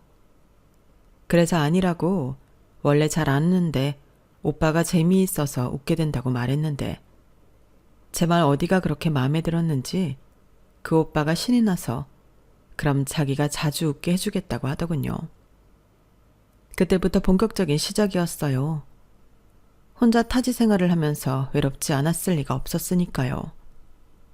하지만 저는 돈도 벌어야 하고 공부도 열심히 해야 했기에 연애는 꿈도 꾸지 못했는데 막상 좋아하는 감정이 생기니 그건 제가 막을 수가 있는 게 아니었어요. 마음이 자꾸 가는데 공부가 될 리가 없었죠. 그리고 그 오빠도 저랑 같은 마음으로 서로 마음을 확인했을 때는 삼촌에게 미안하지만 공부고 뭐고 아무것도 중요하지 않았는데 그도 그럴 게 저한테 첫사랑이었어요. 사랑이라는 감정이 사실 뭔지도 잘 모르는데 그냥 하루 종일 기분이 붕붕 떠 있더라고요. 잠도 안 오고 피곤하지도 않고 그 사람 생각만 났는데요. 다행히 우리가 같은 학년이라 함께 공부하고 아르바이트도 하고 가끔은 데이트도 하면서 어찌 보면 이상적인 대학 생활을 했는데 그래서 성적이 많이 떨어지거나 그러지 않았어요. 그리고 삼촌한테 가장 먼저 남자친구가 생겼다는 걸 이야기했을 때는 삼촌이 초흥분 상태로 내일 당장 서울로 올라와 남자친구가 어떤 놈인지 보겠다고 난리였는데 제가 겨우 말렸어요. 그러자 삼촌은 우리 서로 이성 친구 안 만나고 우리 둘이 평생 사는 거 아니었냐고 농담을 했는데 그때 콕 하고 양심이 찔리더군요. 그래서 삼촌한테 지난날 연애도 못하게 한 걸 늦게나마 사과했죠. 야, 치사하다. 지 남자친구 생겼다고 이젠 삼촌 필요 없다 이거지? 도대체 어떤 놈이길래 내 조카가 푹 빠졌지? 원래 내 조카는 삼촌 바라기였는데. 설마 난 그런 적 없는데. 그리고 자꾸 놈이라고 하지 마. 아쭈, 삼촌 앞에서 그놈 편을 들겠다? 자꾸 그래? 그리곤 그때 내가 어렸잖아. 지금 생각하니까 미안하더라고. 그러니까 이제 삼촌도 연애해. 삼촌 좋다는 여자 많잖아. 야, 그때가 언제야? 이젠 다 늙었는데 어떤 여자가 나를 좋다고 하냐? 인젠 너도 똑같이 당해봐. 삼촌은 절대 인정할 수 없어. 헤어져. 진짜야? 농담이지? 아니 무슨 농담을 그렇게 무섭게 해.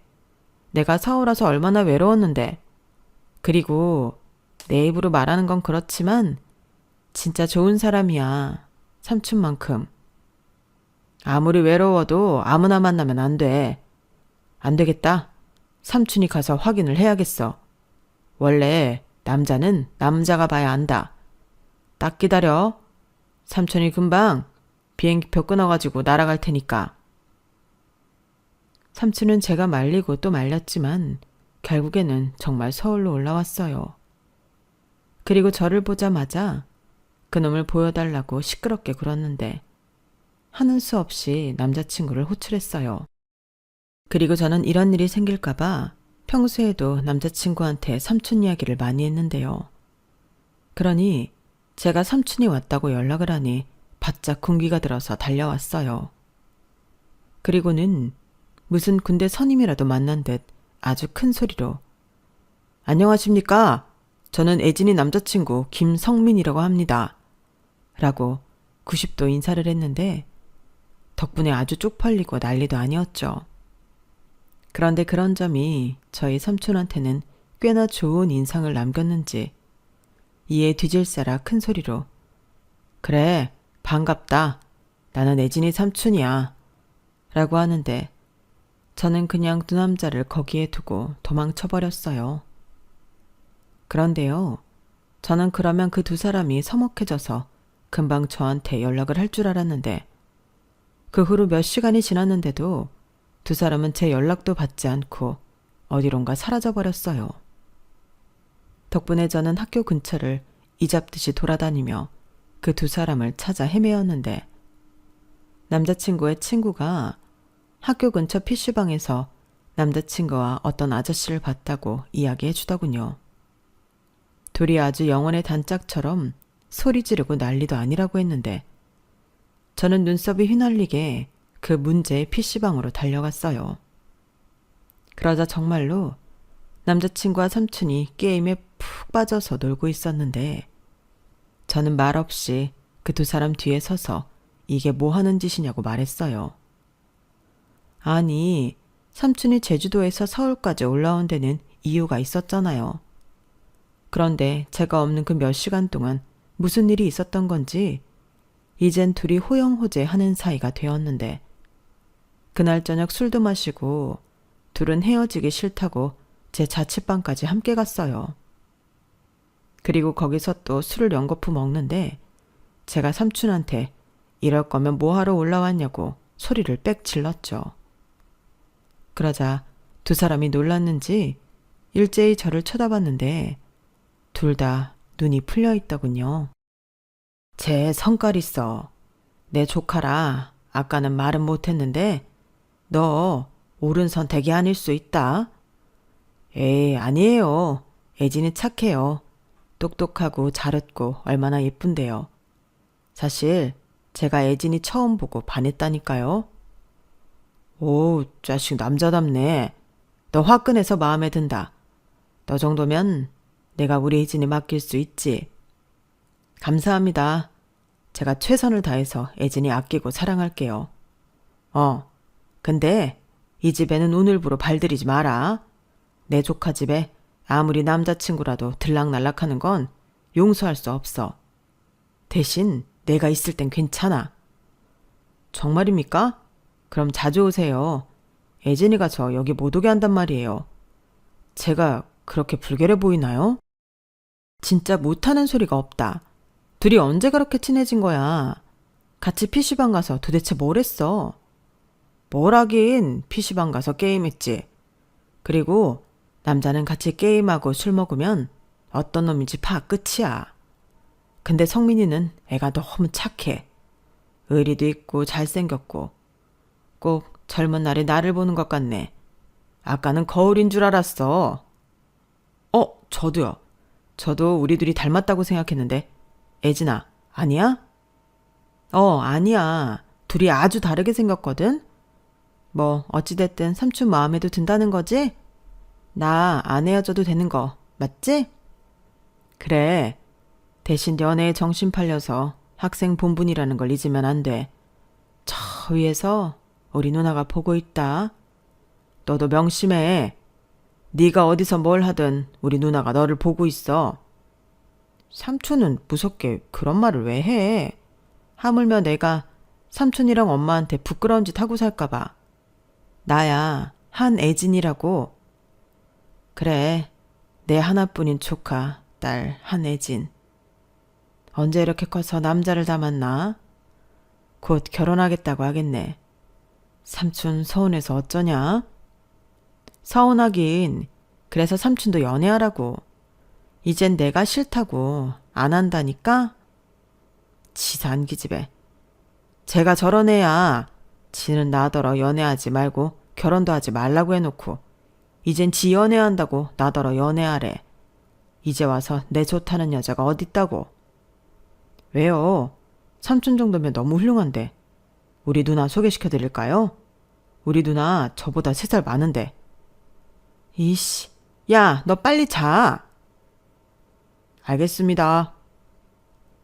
남자들은 원래 나이를 많든 적든 정신연령은 큰 차이가 없는 것 같아요.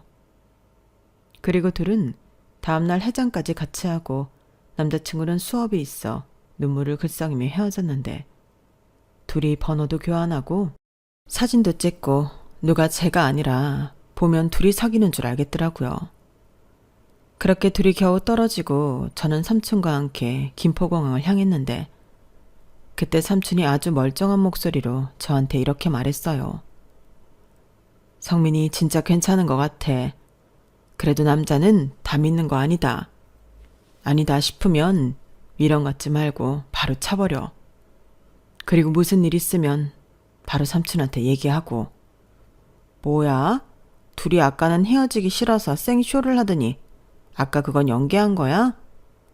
그럴 리가. 그래도 사람을 어떻게 한 번 보고 아니? 물론 삼촌 눈에는 여러모로 괜찮은 애인 것 같아서 마음 놓고 가는 거야. 내가 말했잖아. 오빠 좋은 사람이라고. 오빠? 언제 우리 예진이한테 오빠가 생겼나?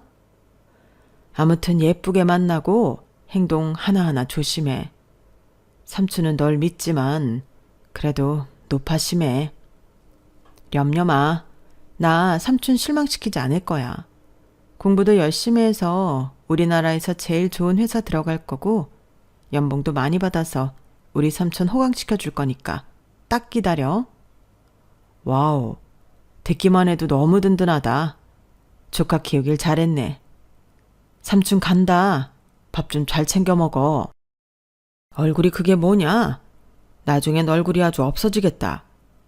삼촌 또 올게. 얼른 들어가. 삼촌 잘 가.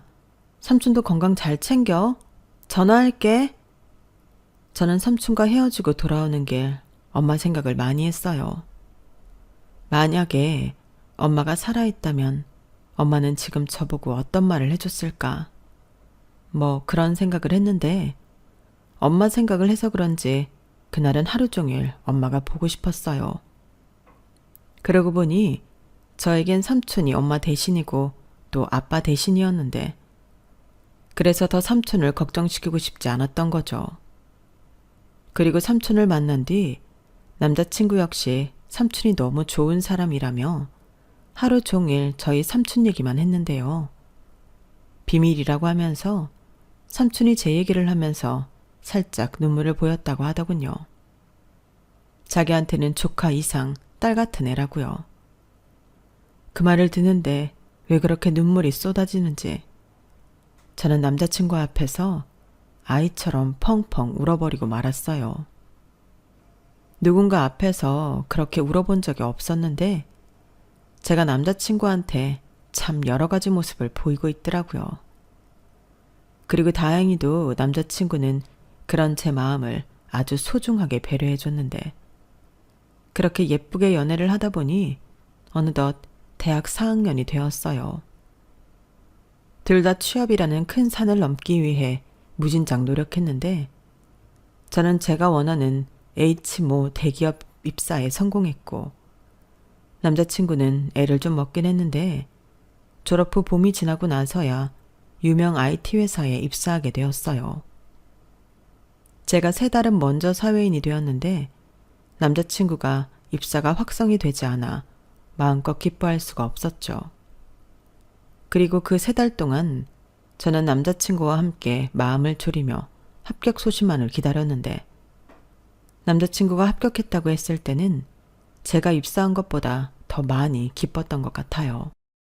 그리고 둘 다 사회초년생이고 회사가 다르다 보니 떨어져 있는 시간이 길 수밖에 없었는데요. 연애 기간이 길었던 저희도 그때는 살짝 위기가 왔어요. 어쩐지 서로에게 소홀하다는 서운함이 들더라고요. 하지만 그렇다고 헤어지고 싶을 정도로 남자친구가 싫은 건 아니었는데 솔직히 남자친구의 마음이 변했을까봐 무서웠던 것 같아요. 그런 조바심이 제 마음을 자꾸만 힘들게 했는데 하루는 저만 이러는 것 같아 남자친구한테 투정을 부리기도 했죠. 그러자 남자친구는 절대 그런 일 없다며 자기는 저랑 결혼까지도 생각하고 있다며 자기를 기다려달라고 했는데요. 사실상 그게 저에게는 프로포즈와 다르지 않았어요. 당장 할 수 있는 건 아니었지만 너무 기뻤거든요. 그리고 그날 이후 우리 계속 함께하는 그런 상상을 종종 했었는데 생각만 해도 너무 행복할 것만 같았어요. 결혼하면 어쩌면 그때는 나도 평범한 행복을 누리고 살 수 있지 않을까 그런 생각이 들었는데 그래서 한 푼 두 푼 결혼할 때 쓰려고 돈도 잘 안 쓰고 모았죠. 그렇게 프로포즈를 받고 3년하고도 4개월이 지났어요. 벌써 연애를 시작한 지도 6년이 지났는데 그때 남자친구가 우리가 처음 만난 날이 언제인지 기억하냐며 바로 오늘이라고 저에게 프로포즈 반지를 건네주더라고요. 그 기분이란 지금도 아주 생생하게 너무 기뻤는데 이제 혼자가 아닌 둘이라는 게 하늘을 날 것만 같았어요. 그리고 그날 바로 삼촌에게도 이야기를 했는데 삼촌도 드디어 이제 하냐며 언제 한번 둘이 제주도에 오라고 씨암탉 대신 치킨에 맥주를 마시자고 했어요. 그래서 말 나온 김에 정식으로 인사를 간다고 저와 남자친구는 제주도에 갔고 제주도에서 2박 3일 내내 삼촌과 셋이 낚시도 하고 수영도 하고 모처럼 즐거운 시간을 보냈죠. 그리고 대망의 제가 예비시댁에 인사를 가게 되었는데 얼마나 떨렸는지 모릅니다. 사실 제가 그다지 좋은 조건을 갖고 있지 않잖아요. 엄마 아빠 다 안 계시고 엄마의 이복 동생인 삼촌 손에 자랐으니 그런 걸 이해해 주실까 겁이 났는데 등줄기에서 식은땀이 얼마나 흘렀는지 몰라요.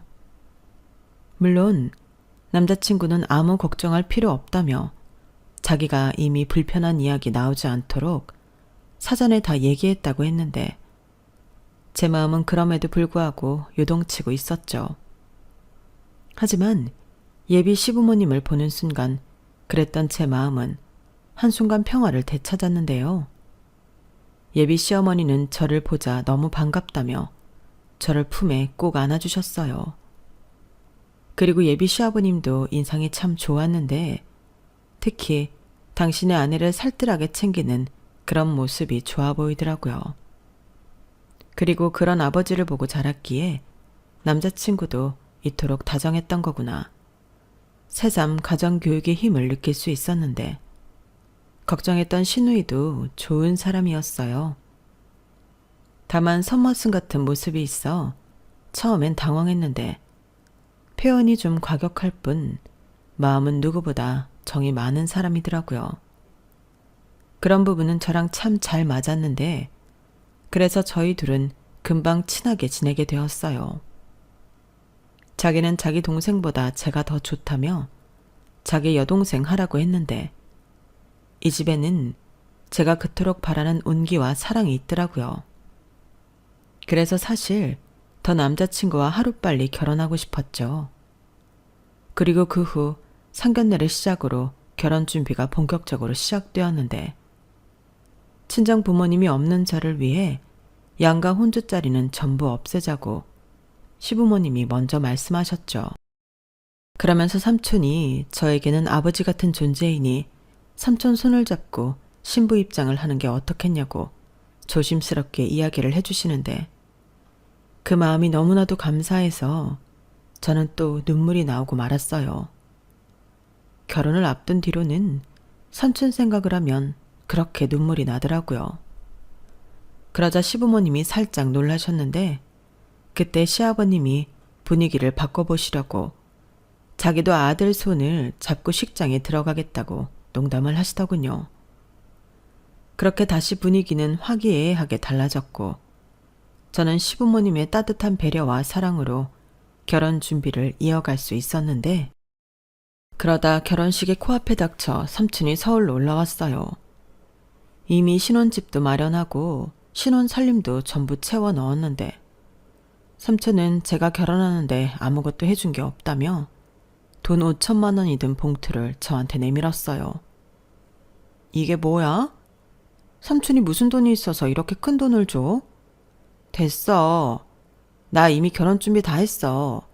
돈 안 부족했으니까 이 돈은 가지고 있다가 삼촌 써. 야, 내가 이 돈 너 시집갈 때 쓰려고 모은 돈이거든? 물론 적다고 하면 적은 돈인데 그래도 너한테 쓰려고 모은 돈이니까 받아. 싫어. 그리고 이 돈이 왜 적어? 너무 큰 돈이라서 안 받는 거야. 삼촌 필요할 때 쓰라고. 삼촌은 이미 노후 준비도 다 되어 있고 이 돈 없어도 살아. 내가 처자식이 있냐 빚이 있냐. 풍족하게 살지 못해도 궁핍하기는 안 산다 이거야. 그리고 네가 이 돈을 받아야 삼촌도 나중에 할 말이 있지. 무슨 말? 나한테 생색내려고?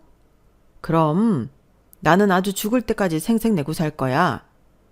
그리고 우리 누나한테도 나중에 생색 좀 내야지. 정말 못 말려. 그래도 싫어. 삼촌 고생해서 모은 돈일 텐데 내가 그 돈을 어떻게 써? 삼촌이 누구 때문에 고생했는데 다 너 때문이잖아. 아니, 네 덕이야. 네 덕에 삼촌 정말 열심히 살았다. 그리고 원래 여자들이 결혼하면 비상금 갖고 있고 그러는 거야. 그래야 목소리에 힘이 있지. 정말 유난이야. 그리고 우리는 전부 공동 관리하기로 했는데 내가 비상금 갖고 있으면 반칙이지. 순진한 것. 성민이 걔는 비상금 안 만들 것 같냐? 원래 남자친구랑 남편은 같은 사람이 아니다. 원래? 총각이 그걸 어떻게 알지? 나 몰래 도둑 결혼이라도 하고 왔나? 뭐래? 삼촌 이래봐도 순수하다. 그리고 삼촌은 자만추를 선호해. 자만추 알지? 자연스러운 만남을 추구한다.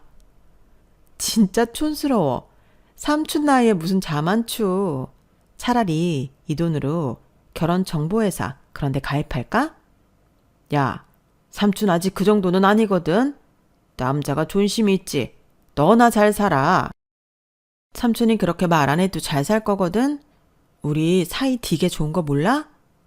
알지. 그래서 사실 안심이 되긴 해. 성민이한테 잘해줘. 그리고 뭐?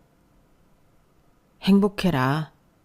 어릴 때 못 해본 투정도 다 부리고 남들 사는 것처럼 배꼽 빠지게 깔깔깔 웃으면서 살아. 네 잘난 이모들보다 훨씬 더 행복해. 알겠어? 그리고 삼촌이 능력이 있었으면 더 잘해줬을 텐데 미안하다. 무슨 소리야. 그리고 왜 갑자기 사람을 울려. 삼촌이 미안하긴 뭐가 미안해. 삼촌 아니었으면 나 어디서 어떻게 살았을지도 몰라. 그리고 나도 다 알아. 내가 삼촌 젊은 날 다 뺏어갔다는 거. 아니야. 삼촌이 예진이 너랑 같이 있을 수 있어서 너무 행복했어. 덕분에 삼촌은 네 엄마랑 한 약속도 지킬 수 있었고 이제야 삼촌도 밀린 숙제를 다 끝낸 기분이야. 사실 너 시집가기 전에 이 말은 해줘야 할 것 같아서. 삼촌은 두 눈망울을 그렁그렁 하더니 가방에서 낡은 편지 한 통을 저에게 건네줬어요. 그리고 거기엔 저희 엄마의 글씨체가 있었는데 제가 태어나서 얼마 되지 않았을 때 저희 엄마가 삼촌한테 보낸 편지더라고요. 그리고 삼촌은 읽어봐도 된다고 했는데 편지에는 저희 엄마가 동생인 삼촌을 얼마나 걱정하고 염려했는지 고스란히 느낄 수 있었어요. 배다른 남매라 같이 살지도 않았고 어찌 보면 다른 이모들처럼 삼촌이 미웠을 텐데 저희 엄마는 그런 자기 동생을 끝까지 걱정했더라고요. 그리고 삼촌은 자기 때문에 저희 엄마 다리가 그렇게 되었다며 자책하고 있었던 모양이었는데요. 편지에는 자기는 괜찮다고 네가 다치지 않아 얼마나 다행인지 모른다고 적혀 있었는데 그땐 저도 눈물을 참을 수 없었어요. 엄마의 아픈 다리를 저는 정말 싫어했는데 저희 엄마는 자기를 다치게 한 삼촌을 전혀 미워하지 않았더라고요. 그리고 죄책감에 힘들어하고 있을 동생을 끝까지 챙기며 어디에 있든 무엇을 하든 너는 내 동생이라고 언제든지 누나를 찾아오라고 당부의 말도 있었는데 나중에 정말 나중에 지금의 미안함과 고마움을 갖고 싶다면 딱 한 번은 누나인 자기를 위해 무언가 기쁜 일을 해줬으면 좋겠다고 되어 있었어요. 그리고 순간 저는 삼촌의 얼굴을 쳐다봤는데요. 나는 아무리 생각해도 너를 데려오는 게 누나가 안심할 수 있을 것 같더라고. 그리고 내가 너를 잘 키우면 누나가 기뻐할 수밖에 없겠지. 그런 생각이 드는데 너랑 같이 산 이후로 나는 늘 숙제를 하는 기분이었어. 네가 서울에 있는 그 유명한 대학에 들어갔을 때도 나는 하늘을 보고 누나한테 어떠냐고, 기쁘지 않냐고, 나 약속 잘 지키고 있다고 이야기했는데 어느 순간 내가 착각했다는 걸 알았다. 이건 누나가 기쁜 일이 아니라 내가 기쁜 일이었어. 너 같은 조카를 키우는데 어떻게 안 기쁠 수가 있어. 그래서 이젠 너를 좋은 짝을 만나 결혼해서 행복하게 살 수 있게 해줘야겠다 생각했지. 그래서 내가 결혼하니까 이제 홀가분해? 숙제 끝난 것 같아서. 삼촌은 이제 자유야. 그러니까 너 최선을 다해서 행복하게 살아. 그래야 삼촌 네 엄마한테 약속 지켰다고 말할 수 있어. 너도 알지? 네 엄마 다리 왜 다쳤는지. 그래서 나는 누나 다리를 보는 게 너무 죄스러워서 도망 다녔어. 어린 네가 나를 원망할 것 같아서 무서웠지. 근데 그날 막내 누나 집에서 너를 보는 순간 나는 두려운 게 없는 사람이 됐어. 너를 지켜야 했으니까. 저는 삼촌의 말에 차마 목이 메어 아무 말도 하지 못했어요. 그리고 삼촌도 말하기가 힘든지 그냥 서로 웃고만 있었는데 저랑 삼촌 눈에는 눈물만 흘렀죠. 지금 생각하니 저랑 삼촌은 울보 중에 울보였어요. 결혼식 날에 둘이 얼마나 울었는지 결혼식 사진에 삼촌과 제 눈이 퉁퉁 부어 있었는데 지금은 추억이 되어 웃으면서 이야기하지만 그때는 이 사진을 포토샵을 해야 하는 거 아니냐 진지하게 고민했었다니까요. 그런데 남편이 제 반쪽이 절대 그러면 안 된다며 그 사진을 사수했는데 남편 말을 듣길 잘한 것 같아요. 결혼 사진을 보면 그날의 기억이 생생하게 떠오르거든요. 그리고 아직 제가 결혼한 지 얼마 되지 않아서 그런지 살림도 잘 못하고 시부모님에게도 어쩐지 어디가 좀 어색한 며느리인데 삼촌이 저를 정성스럽게 당신의 모든 시간을 바쳐 키워줬다는 생각 자체가 저에게는 늘 당당할 수 있는 힘이 되는 것 같아요. 실수에도 주눅들지 않고 서툴러도 다음에 더 잘할 수 있다는 자신감으로 사는 요즘인데요. 시부모님도 제가 가족이 되어 집안이 더 화목해졌다고 저한테 고맙다고 하세요. 말 안 듣는 자기 아들 데려가줘서 고맙다고 어찌나 저한테 잘해주시는지. 저는 친정 부모님은 없지만 엄마 아빠를 다시 만난 것 같은 그런 감사함으로 매일매일을 살고 있습니다. 저희 삼촌도 제주도에서 자기가 바라는 펜션 사업을 시작했어요. 방갈로 같은 나무집을 지어 투숙객을 받는 건데 방갈로가 세 채밖에 안 되지만 저희 삼촌이 손수 다 지은 집이고 또 먹거리부터 모든 걸 다 하다 보니 바쁘다고 요즘은 전화통화도 잘 안 되는데 삼촌도 시행착오를 많이 겪는 중인 것 같아요. 말로는 대박 쳐서 자기는 큰 부자가 될 거라고. 그래서 제가 아이를 낳으면 자기가 서포트하겠다고 큰 소리를 뻥뻥 쳤는데 부디 진짜로 대박이 나서 삼촌이 기쁜 마음으로 자기가 한 말을 지켰으면 좋겠네요. 그럼 저희 부부도 좋고 삼촌도 좋고 일거양득이잖아요.